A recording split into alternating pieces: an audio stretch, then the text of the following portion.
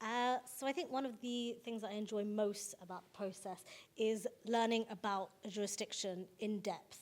I think when you work with 180 legislatures across the Commonwealth, it's a lot of broad strokes. You know, you learn the basics and, you know, you deal with some of that. But doing a benchmarks assessment, being in country with the clerk, with the presiding officers, with the stakeholders, and understanding their legislature, understanding the jurisdiction and its functioning, provides a really in-depth and detailed understanding of that country. And so that's one of the best bits, to get to know where you're working with and where you're doing the assessment and how it is that they function, really.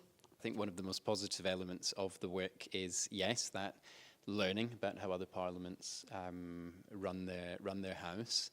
It gives a really unique opportunity, I think, to reflect on our own parliament here in the UK and see a lot of the things that we don't get right as well.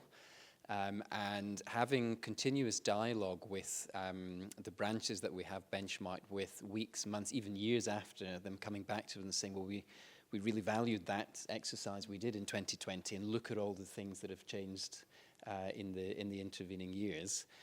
I would say in a personal capacity as well, just being able to travel to some amazing places around the world to make friends for life in certain instances.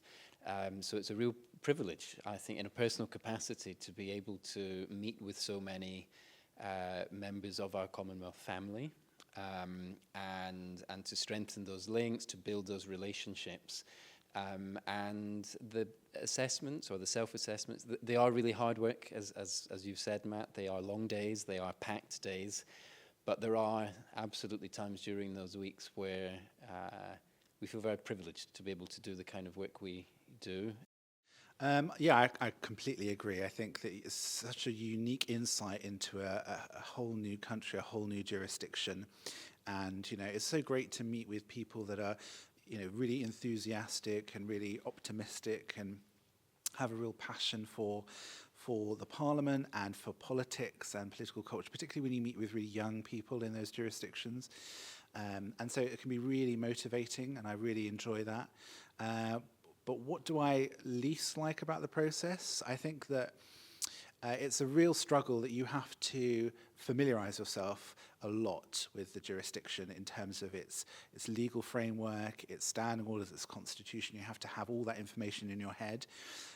And you have, when you get there, a lot of meetings over a very short period of time, and it can be very intense, particularly when you're having very impassioned conversations with people.